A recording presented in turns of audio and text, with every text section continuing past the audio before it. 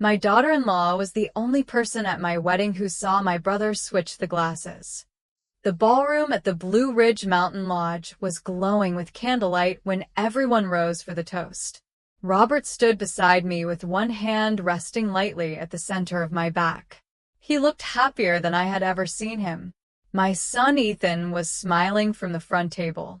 My brother Michael stood near the champagne station with a polished silver tray between him and the servers. Almost everyone was watching us. Claire was not. She was watching Michael. I saw the change in her face before I understood what had caused it. Her smile disappeared. Her shoulders stiffened.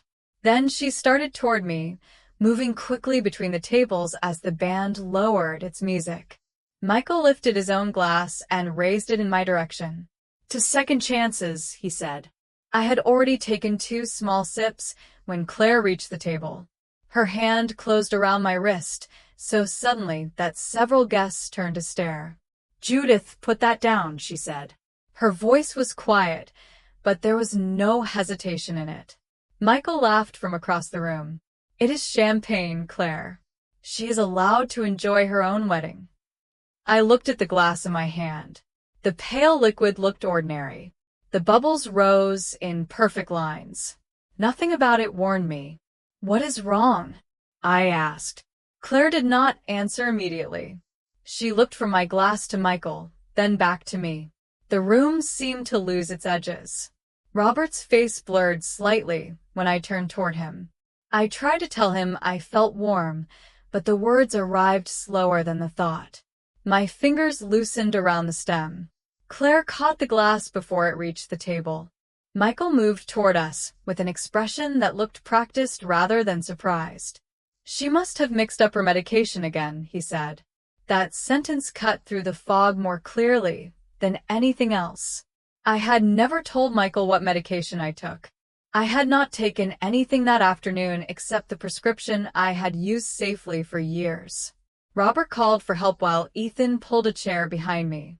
I lowered myself into it and concentrated on staying awake. The lights above. The dance floor became too bright. Voices moved farther away. Michael knelt beside me and spoke in the soothing tone he used whenever he wanted witnesses to remember him as responsible. "Do not worry," he said. "I will take care of everything." His hand moved toward my purse on the chair beside me. Claire reached it first. "I have her things," she said. The words were polite. Her eyes were not. When the emergency team arrived, Michael immediately began explaining that I was 64, recently remarried, emotional, and sometimes forgetful. He used details that made me sound fragile without saying anything that could be challenged in the moment. Claire stood near the table holding the glass with a folded linen napkin around its stem. I watched her speak quietly to Dana Foster, the event manager. Dana brought a clean storage container from the kitchen and wrote the time on a label before placing the glass inside. Michael noticed. For the first time that evening, his expression changed. As I was guided toward the entrance, he asked Ethan for the keys to my office. "The company cannot wait for Judith to recover," he said. "There are documents that need to be secured." The ambulance had not even left the driveway. Robert was still holding my hand. My wedding cake remained uncut beneath white roses. Yet my brother was already thinking about my office, my records, and the family company. Claire stepped between him and Ethan. "Why are you worried about her files right now?" she asked. Michael stared at her for 1 second too long. Then he smiled and called it concern. From the stretcher, I looked at the sealed container in Dana's hands and understood something I would not be able to prove until later. Michael was not reacting to an emergency. He was following a plan. The ride down the mountain lasted less than 30 minutes, but I remember it in fragments. Robert's hand around mine. The soft vibration beneath the stretcher. A medic asking me to follow his finger with my eyes. The ceiling lights passing overhead one after another. I tried to explain that I had consumed only a few sips, but my tongue felt slow, and my thoughts kept separating before I could finish. Thump. Robert answered what he could. He told them I had eaten dinner, that I rarely drank more than half a glass of champagne, and that I had taken my regular prescription that morning exactly as directed.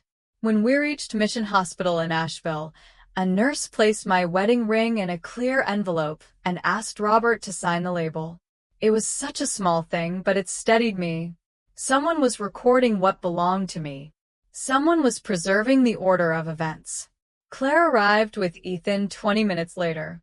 She still wore her dark green bridesmaid dress, but the satin had wrinkled beneath her coat. Dana came with them carrying the sealed container from the lodge. She had written the time, table number, and names of the 2 servers who had handled the tray. A hospital security officer took possession of it and completed a receipt while Claire watched every line. Michael arrived last. He walked into the waiting area with my purse over one shoulder and my office keys in his hand. I had not given either item to him.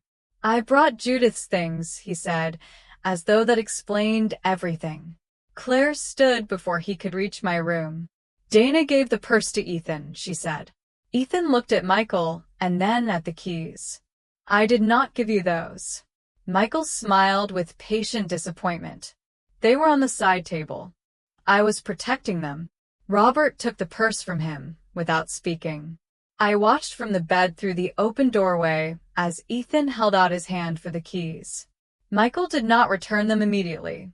"The board meeting is Monday," he said. "There are contracts in her office that cannot be ignored." My son stared at him. "My mother is in the hospital." Which is exactly why someone responsible needs access. The word responsible hung in the corridor. Claire glanced toward me, and I saw that she had heard what I heard. Michael was not worried that I might die. He was worried that I might recover before he reached my files. A doctor entered shortly afterward and asked everyone except Robert to leave. He explained that my symptoms were not consistent with the small amount of alcohol I described. The initial screening suggested exposure to something that was not part of my prescription, though more testing would be needed before he could say anything certain. He kept his language careful. "So did I. Could it have happened by accident?" I asked. "We cannot determine intent from a medical test," he said. "We can only document what was present and what was not." That answer mattered. Facts first, motives later. When the others returned, Michael began speaking before the doctor finished. He said I had been under stress for weeks. He said I had seemed forgetful during the wedding rehearsal. He suggested that remarriage at my age had overwhelmed me. Robert's expression hardened, but Claire touched his sleeve and shook her head. She understood before the rest of us that Michael wanted an argument. An emotional scene would support the version of me he had already started telling. I turned toward him and asked one question. "How did you know to mention my medication before anyone examined me?" The room became still. Michael looked at the doctor, then at Ethan, searching for a safer answer. "You told me," he said. "When?" I asked. He adjusted his cuff and said he could not remember. Claire could. She had known me for 11 years and had never once heard me discuss my prescription with Michael. He left soon after, claiming he needed to update the family. Before midnight, Rachel Monroe called from her home. She had received an urgent message from Michael requesting temporary authority over my company vote because of what he described as a sudden cognitive event. The message had been sent 18 minutes after I left the lodge. The doctor had not yet examined me. The tests had not yet been ordered. Michael had not waited for information because he was not responding to it. He was creating it. 3 weeks before the wedding, Michael had come to my house carrying a bottle of sparkling cider and a folder he said contained routine company papers. Robert was in the backyard measuring the space where we planned to place folding chairs for the small rehearsal dinner.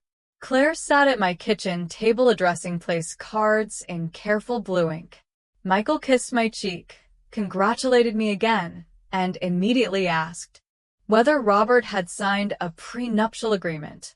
He asked it with the same casual tone someone might use to discuss the weather. I told him Rachel had handled everything properly.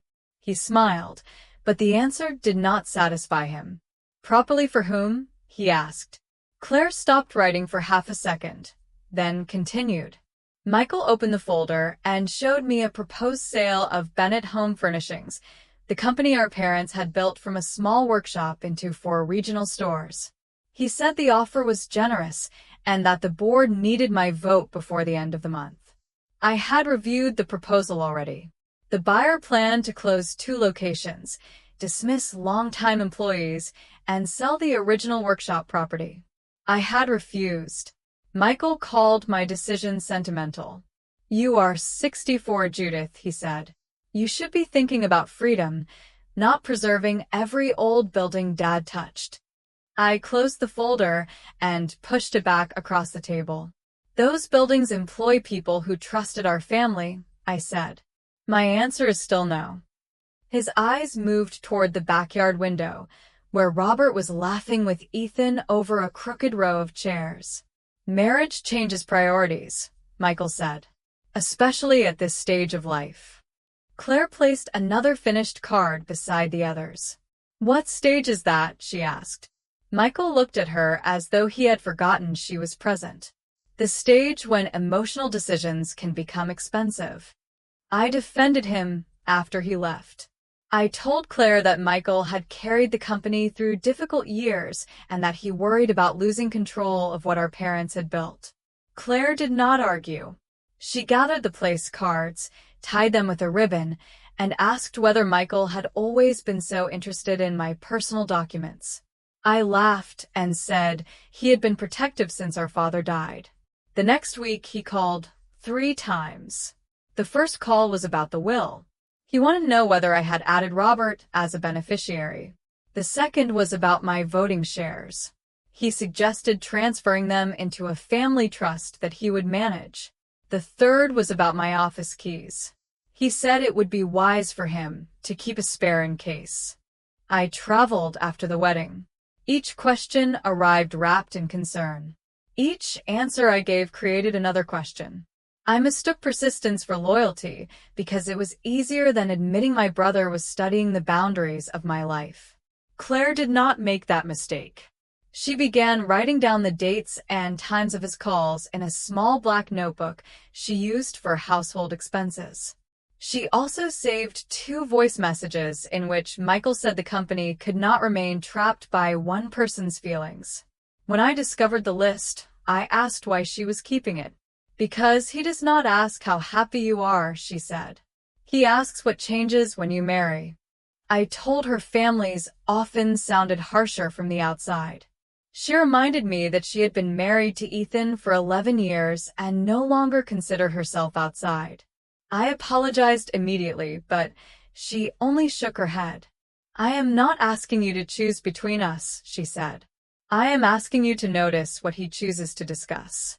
2 days before the wedding, Michael came to my office without an appointment.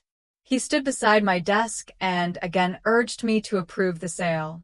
When I refused, he looked at the framed photograph of our parents on the bookshelf and said they would have expected me to be practical. Then he asked whether stress had been affecting my memory. I stared at him, surprised by the change in direction. My memory is fine, I said. He smiled and called it a harmless question. Before leaving, he touched the brass key on my desk and asked whether I still kept confidential board files in the locked cabinet. I moved the key into my purse after he left. At the time, I thought I was being overly cautious. In the hospital, remembering those conversations, I finally understood that Michael had not begun planning during my wedding reception. By then, he was only waiting for the moment when his preparation could look like concern. By morning, the hospital room had become quieter, but the situation outside it was moving quickly. My thoughts were clear again. The doctor explained that the substance found in my system was not part of any prescription on my medical chart. He would not speculate about how it entered my drink, and I did not ask him to. Rachel had already taught me that facts lose strength when people rush to decorate them with conclusions. She arrived shortly after 7 carrying a leather portfolio and 2 cups of coffee. Robert sat beside my bed, still wearing the white shirt from our wedding beneath a borrowed sweatshirt Ethan had brought him. Claire stood near the window with her black notebook open. Rachel placed her portfolio on the tray table and told us Michael had sent 3 messages overnight. The first went to the board of Bennett Home Furnishings. He claimed I had experienced a serious cognitive episode during the reception and requested an emergency meeting. The second went to our bank. He attached an old power of attorney from 6 years earlier when I had undergone surgery and asked the bank to restrict access to several business accounts. The third went to the attorney representing the buyer who wanted our company.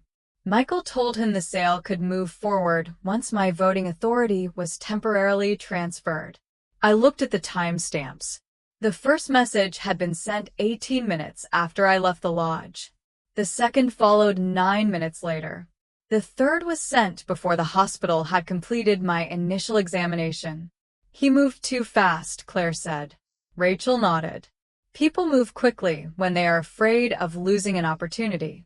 They move even faster when the opportunity was expected. She explained that the old power of attorney had expired years ago, but Michael had presented it without mentioning that fact. The bank had not accepted his request, though it had placed a temporary review on the business accounts as a precaution. The board meeting was scheduled for Monday morning. Michael planned to ask the directors to recognize him as the temporary holder of my vote. With my shares added to his, he would have enough support to approve the sale. I had always known my vote was important. I had not understood that Michael viewed my wedding as a deadline. Robert reached for my hand, but I kept reading. The proposed sale agreement had been revised the week before the ceremony. One new clause awarded Michael a consulting payment if the transaction closed before the end of the month.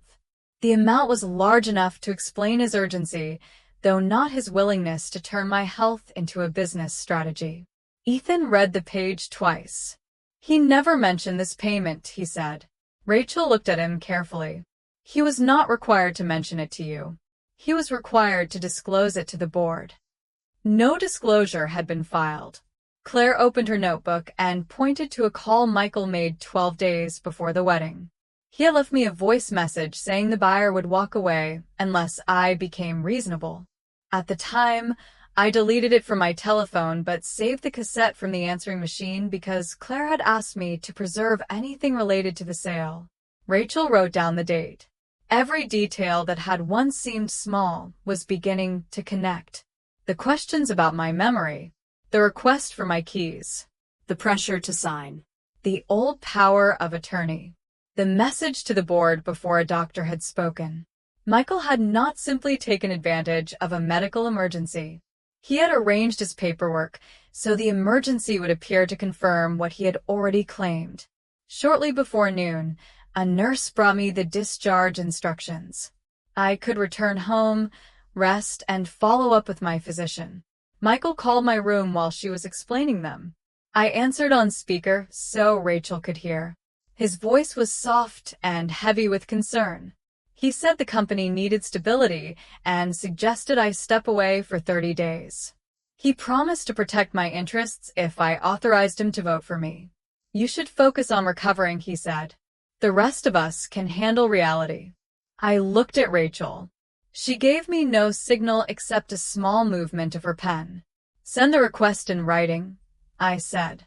Michael paused. Judith, this is family. Then you should have no difficulty putting your intentions on paper. His tone cooled. He said I was proving his point by being suspicious. I thanked him for calling and ended the conversation. Claire closed her notebook. Robert helped me put my wedding ring back on. Rachel gathered the documents and said we would not stop the emergency meeting. We would let Michael believe I was too weak to attend. For the first time since I had lifted that glass, I understood the full shape of his mistake. He had built his plan around the belief that age had made me slow. What he had not considered was that patience and helplessness are not the same thing. We returned home shortly after 2 in the afternoon, but the house no longer felt connected to the wedding morning I had left behind. White flowers still lined the staircase. Gift boxes waited unopened beside the fireplace. My overnight bag remained near the front door, with a silk scarf folded across the top. Robert helped me settle into the living room while Ethan closed the curtains against the bright winter light. Claire placed her black notebook on the coffee table and sat across from me without removing her coat. She had been waiting to speak since the hospital, but she did not begin until Rachel turned on a small recorder and stated the date, time, and names of everyone present. Claire looked at me first.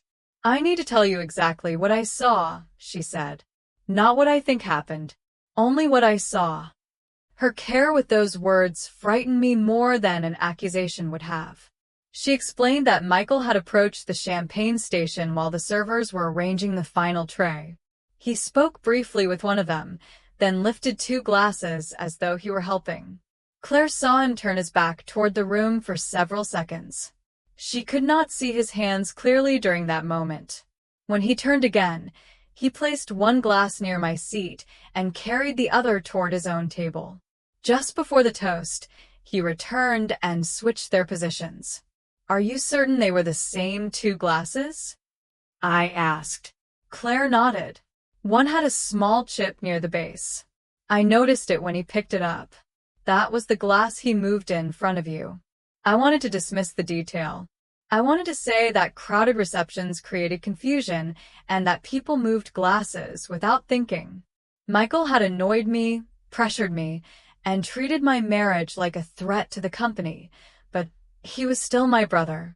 We had shared bedrooms, separated by 1 thin wall, summer jobs at our father's workshop, and the long months of caring for our mother before she died.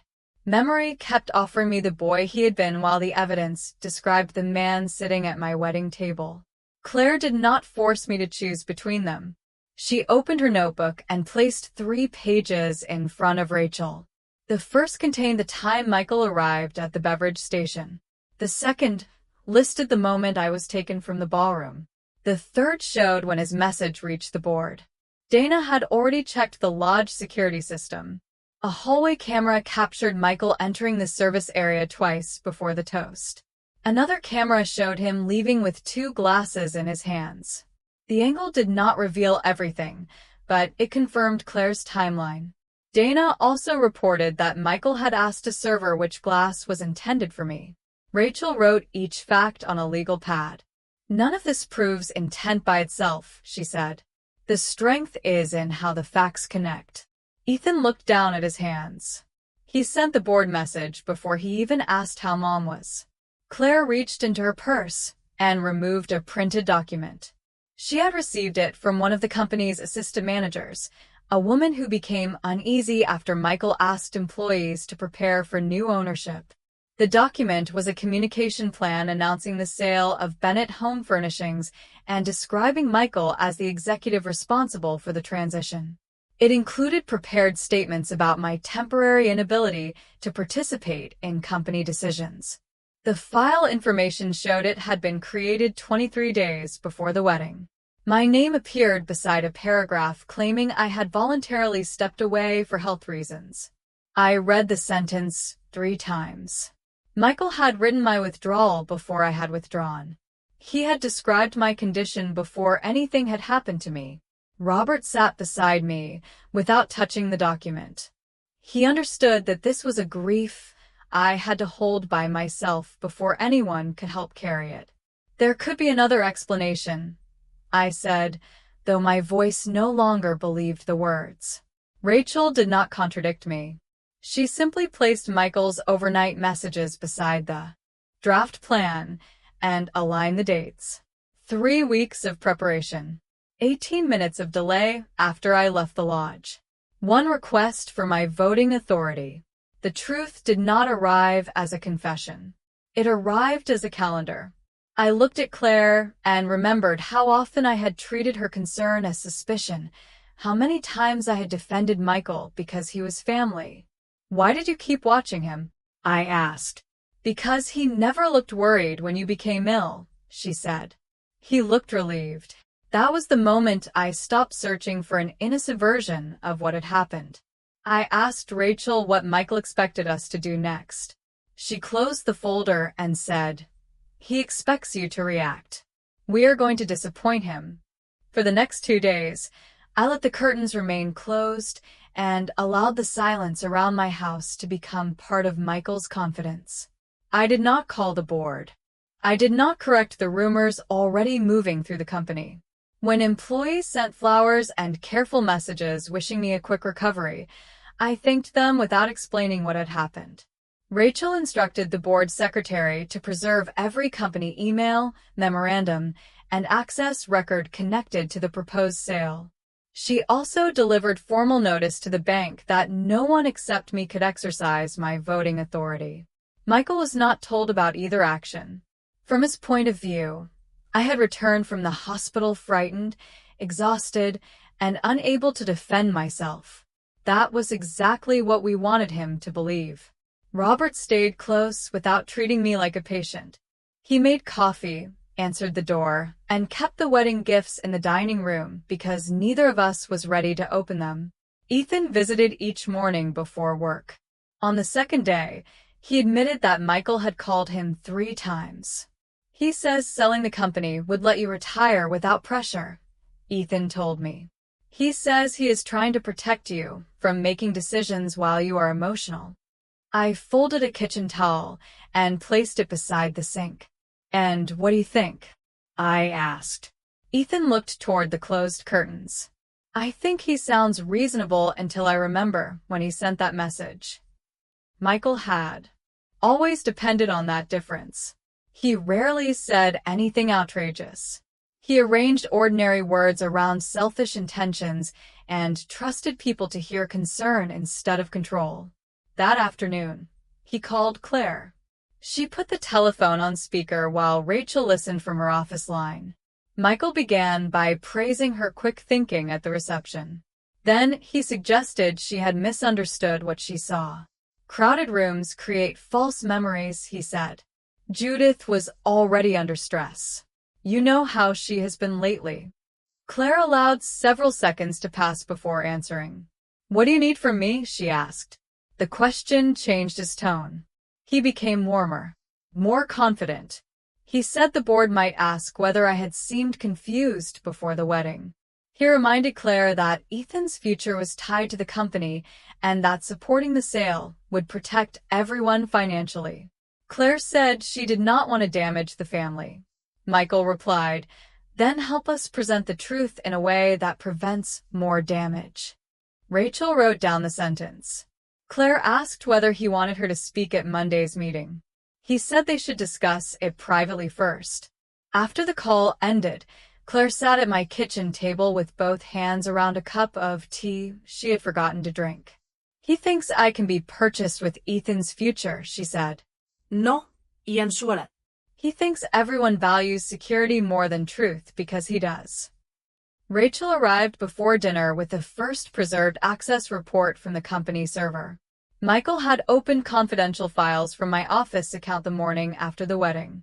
He had reviewed employee contracts, property valuations, and the document containing my voting shares. Someone had used my office key to enter the building shortly after 6. Security footage showed Michael leaving 23 minutes later with a folder beneath his arm. The key he claimed to be protecting had already served its purpose. Rachel placed the report beside the communication plan Claire had brought us. "He is preparing for the meeting," she said. "Let him."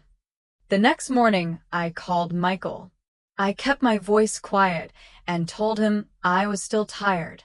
I said I did not know whether I could face the board on Monday. He softened immediately. "You do not need to," he said.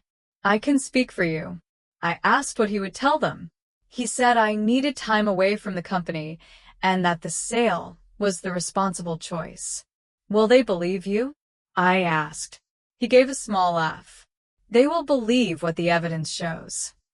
I looked across the room at Rachel, Claire and Robert. On the coffee table between us lay the hospital records, the security report, the preserved emails, and the timeline Michael had unknowingly built for us. Then I suppose Monday will be very clear, I said. He mistook my calmness for surrender. Before ending the call, he told me to rest and trust my family. I thanked him. Afterward, Rachel opened her portfolio and placed a blank legal pad in front of Claire. Michael had chosen the wrong person to pressure, and we were ready to let him explain exactly how far he intended to go. Michael chose a coffee shop near Pack Square for the meeting, a place busy enough to feel public, but quiet enough for him to believe no one would notice them. Claire arrived 10 minutes early and took a table beside the front window. Rachel sat across the street in her parked car with a clear view of the entrance. North Carolina law allowed Claire to record a conversation she was part of, but Rachel had still warned her not to lead Michael into saying anything he would not have said on his own. Ask questions, she had told her. Do not supply answers. Claire placed a small recorder inside her purse, left the zipper open, and ordered tea. Michael arrived wearing a gray overcoat and carrying a thin blue folder. He smiled when he saw her, as though they were relatives meeting to repair a misunderstanding. I knew you would think about Ethan's future, he said before sitting down. Claire folded her hands around the warm cup. You said you wanted to explain what the board needs from me. Michael placed the folder between them, but kept one hand over it. He began with money. If the company sold, Ethan could receive a management position with the buyer. There would be stock options, a larger salary, and enough security for them to move into a better neighborhood. Michael spoke about these possibilities as though they had already been promised. Claire asked whether the buyer had put any of it in writing. His smile thinned. Some things depend on cooperation, he said. Whose cooperation? She asked. Yours, for one. He opened the folder and removed a typed statement. It said Claire had observed me becoming increasingly confused during the weeks before the wedding. It claimed I had forgotten appointments, repeated questions, and appeared uncertain about the company sale. It also said I had behaved strangely at the reception before drinking anything. Claire read the first page slowly. You want me to sign this? She asked. I want you to tell the truth in a useful way, Michael replied. The board does not need every detail. It needs a clear picture. Claire pointed to the paragraph about the reception. This says Judith seemed disoriented before the toast. Michael leaned back. She did. I was with her all afternoon, Claire said. She was not confused. His voice became softer. Memory changes after frightening events. You may be remembering what you wish had happened. Claire turned to the next page. The statement described me dropping my glass, struggling to speak, and requiring medical attention at exactly 8:47 in the evening. It even referred to my symptoms as evidence that I was unable to exercise sound judgment. Claire looked at the date printed at the bottom of the document. When was this prepared? She asked. Michael glanced toward the window. Recently. The file date says 3 days before the wedding. For the first time, he stopped performing patients. His face became still. He reached for the statement, but Claire kept one hand on it. That is probably a template date, he said. Administrative staff reuse documents. Claire looked at him across the table. A template predicted the time she would become ill? Michael lowered his voice. Be careful. You are making accusations that could damage Ethan. You are the one offering him a job in exchange for my signature. He sat back again and studied her. Then he said the thing Rachel had expected but hoped he would be wise enough to avoid. Nothing happened to Judith that she could not recover from. This was about preventing a reckless decision before she destroyed the value of the company. Claire did not move. What reckless decision? Refusing the sale. Marrying Robert without understanding what it would cost the rest of us. Michael pushed the document toward her. Sign it, and Ethan will be protected. refuse, and I cannot promise what the new owners will do with his position. Claire closed the folder. I need time to read everything. Michael to read everything. Michael believed hesitation meant progress. He told her to bring the signed statement to the board meeting and left cash beside his untouched coffee. Claire waited until he crossed the street before removing the recorder from her purse. Rachel entered 2 minutes later. They reviewed the pages together and found the sentence that changed the entire case. The document described my condition at 8:47 on Saturday night, but its electronic creation date was Wednesday morning. Michael had written the outcome before the wedding began. He had not merely prepared to use my collapse. He had prepared language that assumed it would happen. Rachel sealed the statement inside an evidence envelope and looked at Claire. He wanted you to support his story, she said. Instead, he gave us the page that proves the story existed first. The board meeting began at 9 on Monday morning in the conference room above the original Bennett Home Furnishings showroom. Michael stood at the head of the table beneath a framed photograph of our parents opening the first door. He wore a dark suit and placed a stack of prepared documents beside his coffee. By then, he believed I was at home with the curtains closed, too embarrassed and too tired to challenge him. Rachel had instructed the board's secretary not to announce my arrival. Robert drove me downtown through light mountain fog, and Claire sat beside me holding the blue folder Michael had given her. We entered through the rear office 10 minutes after the meeting began. From the hallway, I could hear Michael speaking about stability, responsibility, and the painful duty of protecting a family business from emotional decisions. He described my absence as proof that I could no longer handle pressure. Then Rachel opened the conference room door. Every face turned toward us. Michael stopped in the middle of a sentence. I walked in wearing the same pearl earrings I had chosen for my wedding and took my usual seat at the opposite end of the table. Robert remained near the door. Claire sat beside me. Rachel placed her portfolio on the table and asked the secretary to continue recording the minutes. Michael recovered quickly. He said he was relieved to see me and suggested we postpone until I had received a full medical evaluation. You requested an emergency vote, I said. We are here to complete it. He tried to smile. Judith, no one wants to upset you. Rachel opened the first folder. She began with the hospital report, which stated that I had been exposed to a substance that was not part of my prescribed treatment. She did not speculate about how it entered my drink. She did not need to.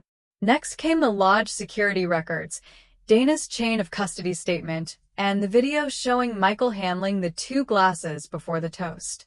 The footage did not show every movement, but it showed enough to make the room quieter.